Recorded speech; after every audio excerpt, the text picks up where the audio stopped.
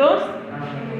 Vamos a empezar la segunda edición, seguimos hablando del profeta Samuel. Este se llama Lámparas Encendidas, el otro era Vasijas, ¿verdad? Si no me equivoco, Sí.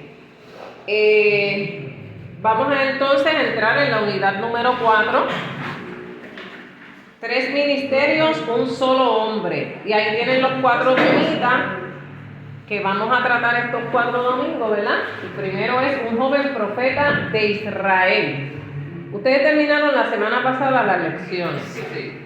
Díganme un resumen de la semana pasada. Pues Samuel estaba teniendo sueños no estaba teniendo sueños. Mientras dormía, escuchaba una voz que lo llamaba, así que iba a nombre Eli porque asumía que era Eli, pero en realidad no era Eli, sino la voz de Dios que le estaba tratando de llevar un mensaje. A la tercera que va donde Eli le dice, cuando vuelva a escuchar la voz, vas a decir, Señor mío, estoy dispuesto a escucharte, básicamente. Y pues él se acuesta a dormir nuevamente. Y cuando estaba escuchando que lo llaman, pues, como mencioné, pues dice, Señor mío, estoy aquí dispuesto a escucharte. Y el Señor le dice que la tribu de él iba a sufrir, porque dice juicio, por las actitudes que tuvieron los hijos de Eli y Eli por no corregirlo. Y al otro día Samuel le delega el mensaje a Eli y ahí acaba. Ahí acabó la primera historia, ¿verdad? Sabemos que Samuel fue llamado por Dios, su mamá lo lleva al templo, toda esa historia. Y aquí vamos a continuar con la vida del profeta Samuel. Dice que es un joven profeta de Israel. La palabra clave es profeta. ¿Y para ustedes qué es un profeta? Una persona que puede darte una idea de lo que va a venir en tu vida. Habla en nombre de Dios, ¿verdad? Y trae unas predicciones del futuro por inspiración divina. Ahí lo dice la definición, persona que hace predicciones por inspiración divina.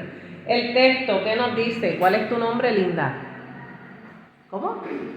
Amanda, puedes leerlo de aquí, el texto. Y todo Israel, desde Dan hasta Berseba, conoció que Samuel era fiel profeta de Jehová. eso está en 1 Samuel capítulo 3, verso 20. La idea central de esta lección es la fidelidad de Samuel le convirtió en líder sobre Israel. Y tenemos las lecturas bíblicas, ¿verdad? Que siempre las hacemos salteaditas para no entrar en todo el capítulo. La reflexión comienza con una canción que ustedes conocen mucho. Vamos a ver cómo dice. Háblame, por favor, corrígeme, dame nuevas enorme, al camino donde un día caminé.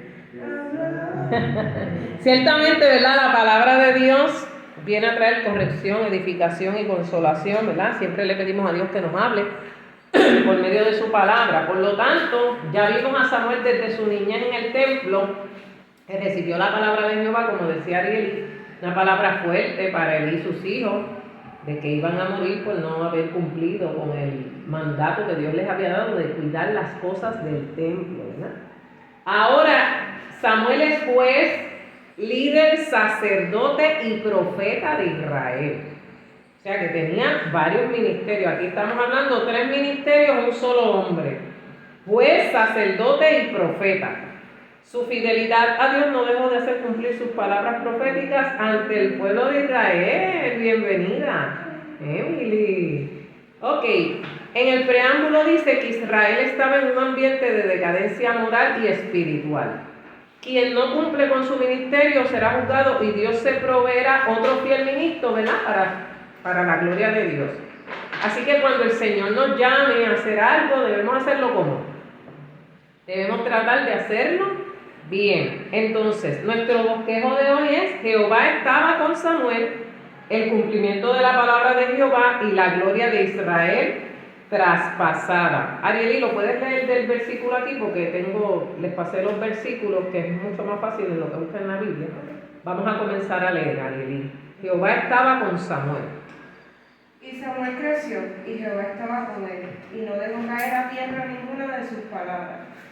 Y todo Israel, desde Dan hasta Beerseba, conoció que Samuel era fiel profeta de Jehová.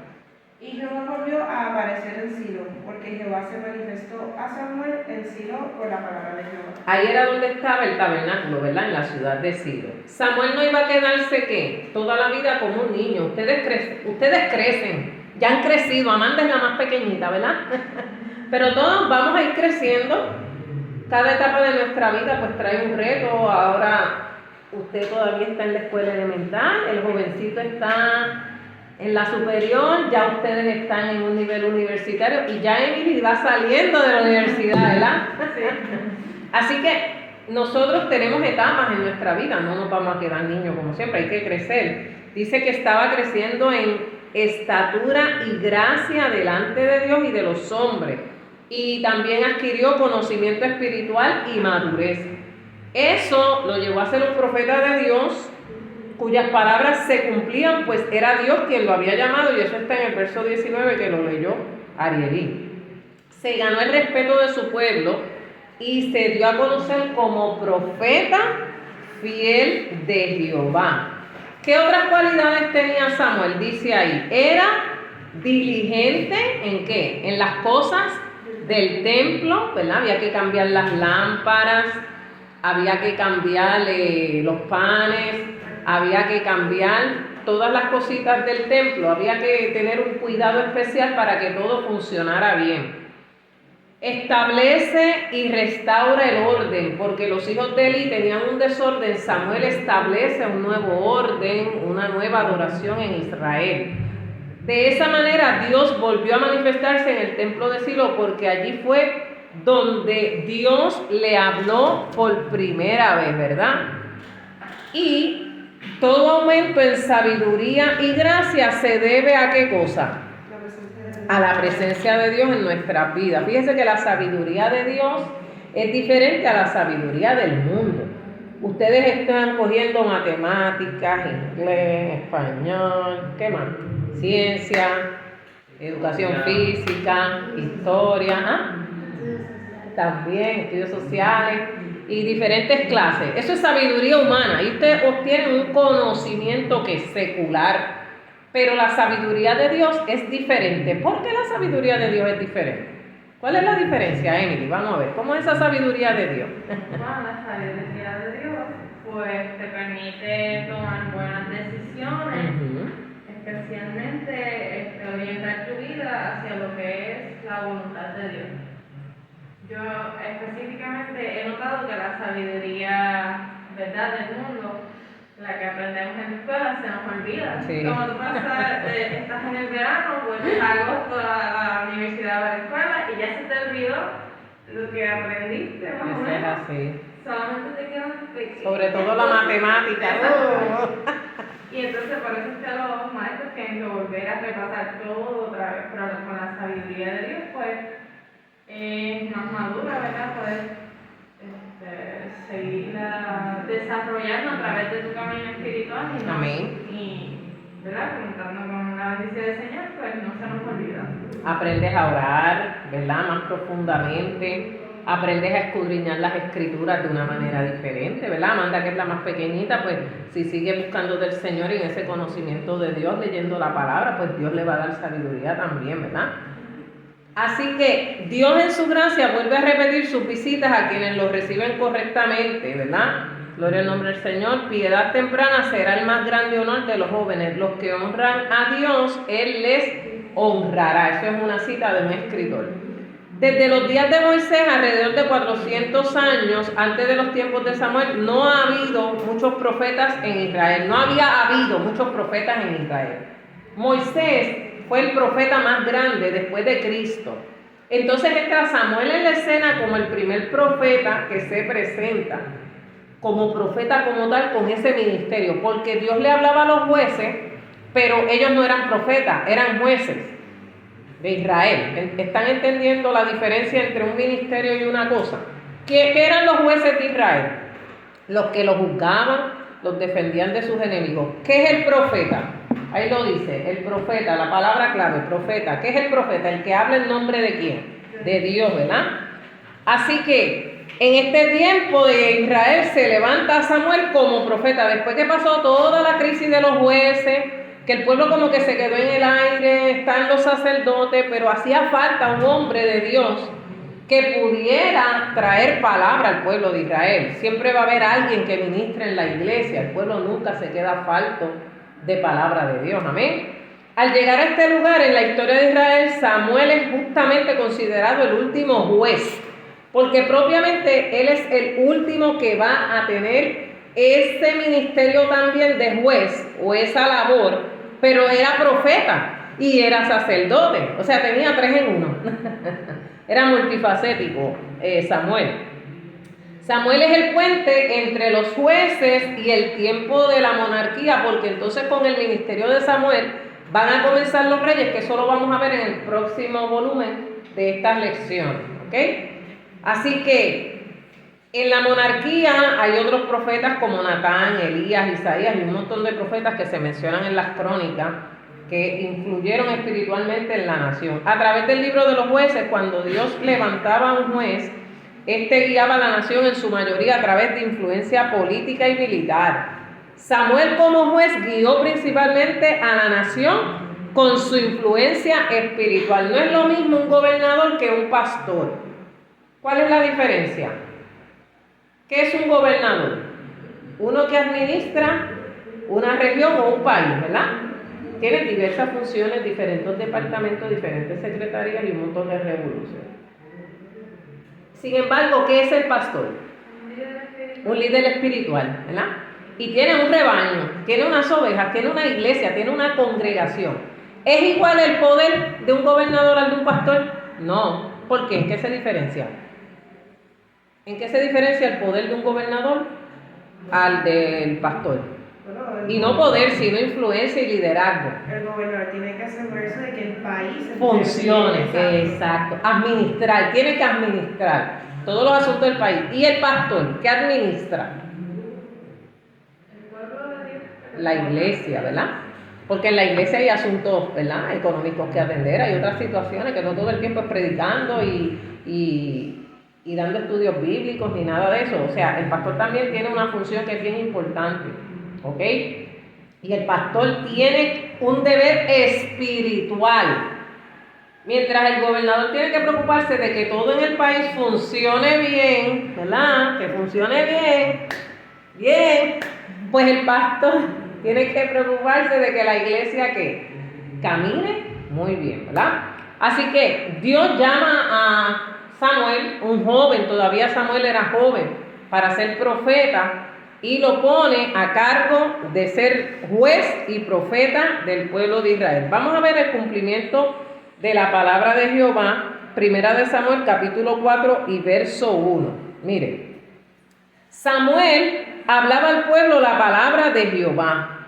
El ejército filisteo, enemigo de Israel, les rodeaba. Israel estaba siendo vencido por los filisteos y tomaron la decisión de buscar el arca del pacto para que la presencia de Dios estuviese con ellos. Ya no léeme ahí donde está el texto. Y envió el pueblo a Silo. Y envió el pueblo a Silo y trajeron de allá el arca del pacto de Jehová de los ejércitos, que moraba entre los querubines. Y los 2 hijos de Elí, Ofni y Finés, estaban allí con el arca del pacto de Dios. Fíjese, todavía Elí estaba ejerciendo el sacerdocio junto a sus hijos. La gente tiene que comprender que Dios no actúa como los hombres. ¿Qué era el arca del pacto en el templo? El arca del pacto era un símbolo de la presencia de Dios.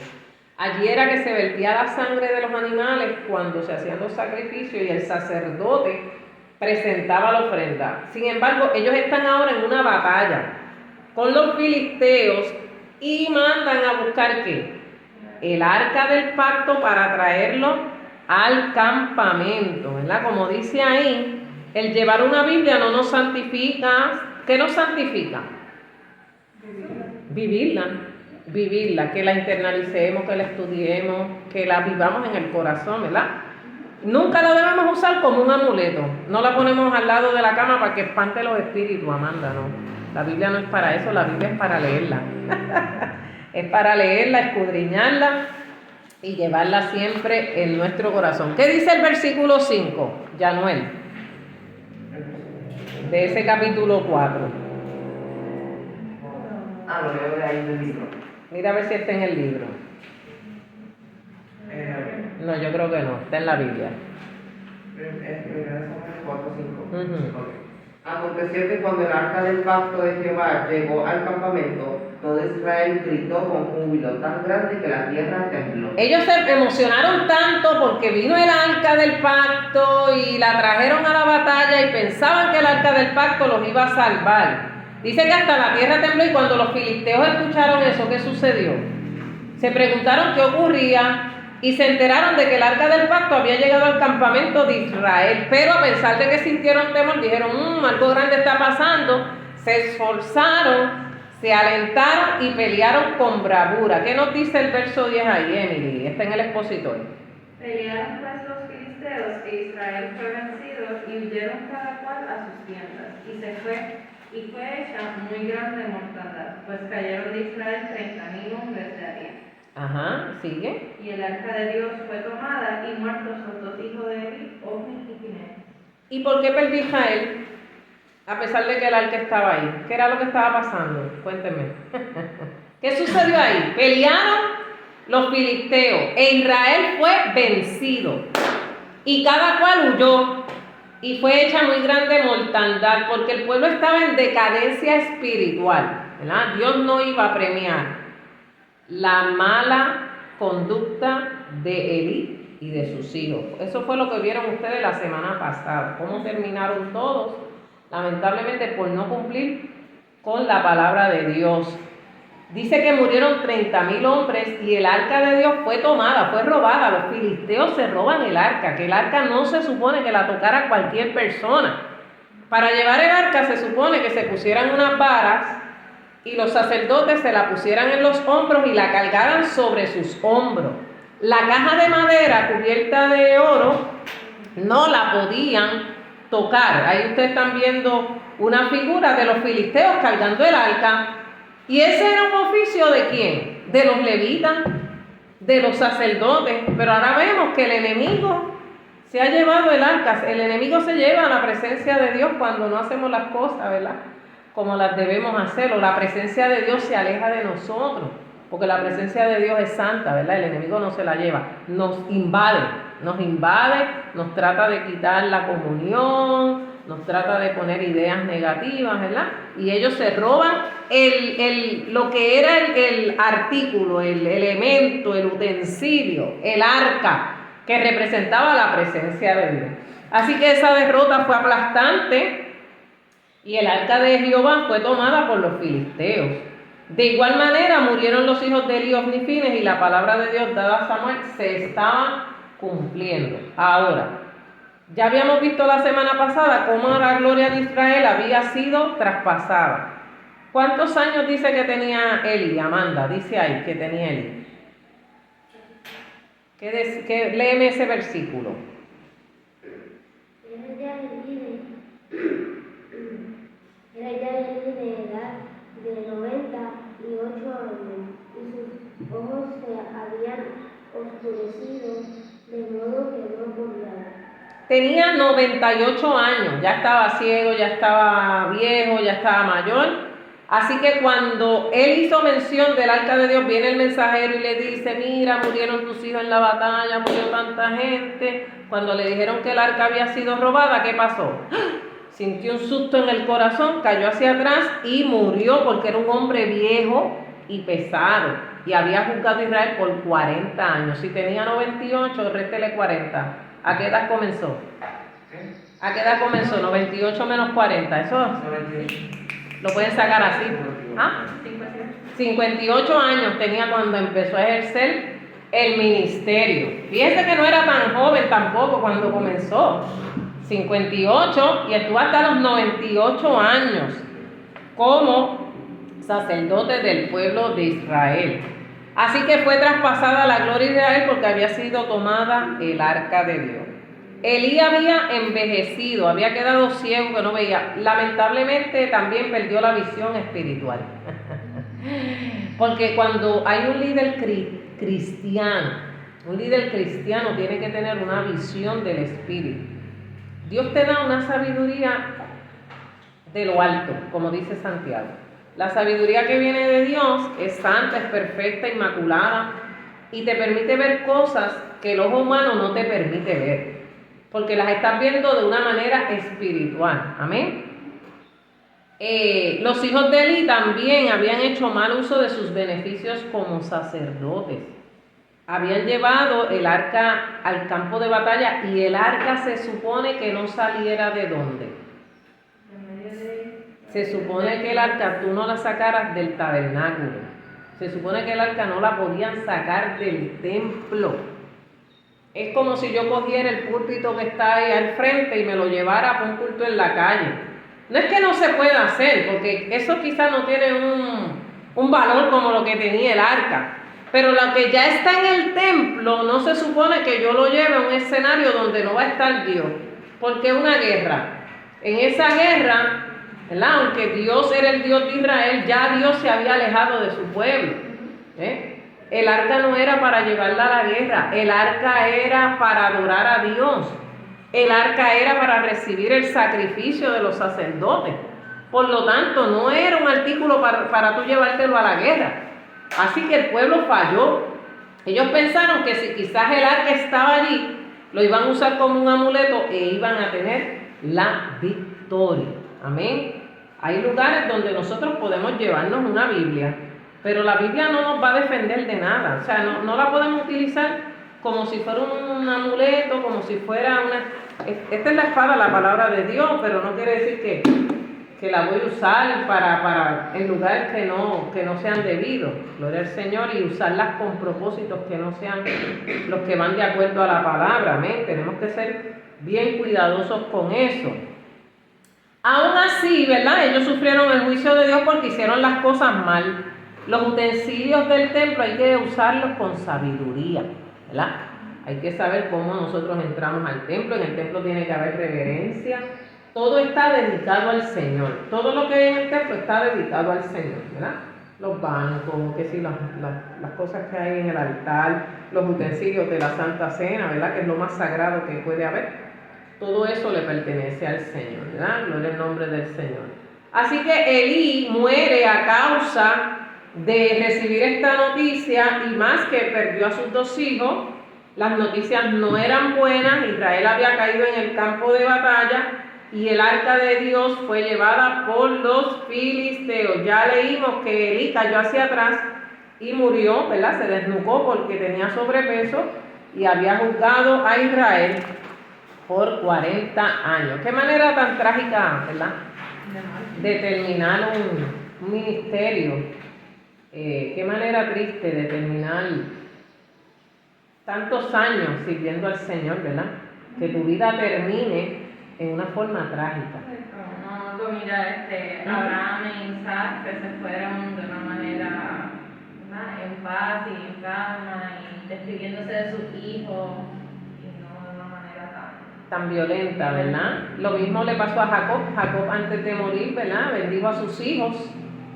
Ahí es que está el himno de las manos que cambiaron.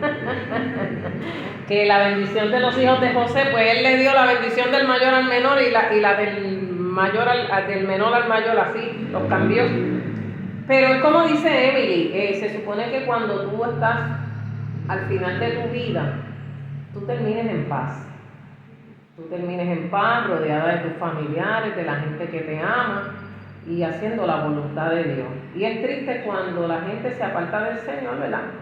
Y después de haber tenido ministerios poderosos, porque lo hemos visto en la historia, gente que tuvo ministerios gloriosos y poderosos, que por un error cayeron de la gracia de Dios, y hoy pues lamentablemente ustedes ven las consecuencias de cómo han ido hacia atrás en su vida, ¿verdad? Ya ustedes saben que el impacto de la noticia afectó a la esposa de Fines, que estaba embarazada, y pues esta lección es como un resumen de la anterior, ¿verdad que sí? Y que su esposo y su suegro habían muerto. Ella dio a luz a su bebé y le puso por nombre Icabod, que significa traspasada es la gloria de Israel. sea, no fue algo que ella, ¿cómo se dice? Esperaba. O sea, la noticia le impactó tanto, porque obviamente perdió prácticamente toda su familia. La parte masculina de la casa se fue completa y fue muy fuerte para ella resistir esa noticia. Amén. Y entonces pues las que estaban con ella a su alrededor, pues le decían que se esforzara, que no temiera, que iba a tener ese bebé. Pero, ¿verdad? Lo dice aquí en el capítulo 4, verso 19, y su nuera, la mujer de Fines, estaba encinta, cercana al alumbramiento, oyendo el rumor que el arca de Dios había sido tomada y muerto su suegro y su marido, se inclinó y dio a luz porque le sobrevinieron sus dolores de repente. Y al tiempo que moría, le decían las que estaban junto a ella: no tengas temor porque has dado a luz un hijo. Mas ella no respondió ni se dio por entendida. O sea, ella se cayó en crisis, como diríamos en el día de hoy. Llamó al niño Icabod, diciendo: traspasada es la gloria de Israel por haber sido tomada el arca de Dios y por la muerte de su suegro y de su marido. Dijo pues: traspasada es la gloria de Israel porque ha sido tomada el arca de Dios. Fíjese qué triste final tuvo toda esta familia por no hacer la voluntad de Dios. Entonces, ahí tenemos la aplicación, ¿verdad? Ya esto era como un resumito de la clase anterior, cortita la lección. Ustedes me van a contestar la primera pregunta. Primera pregunta, como el programa. Menciona las cualidades que demostraban que Jehová estaba con Samuel. ¿Cuáles eran las cualidades que demostraban que Jehová estaba con Samuel? ¿Qué tenía Samuel? Vamos a ver.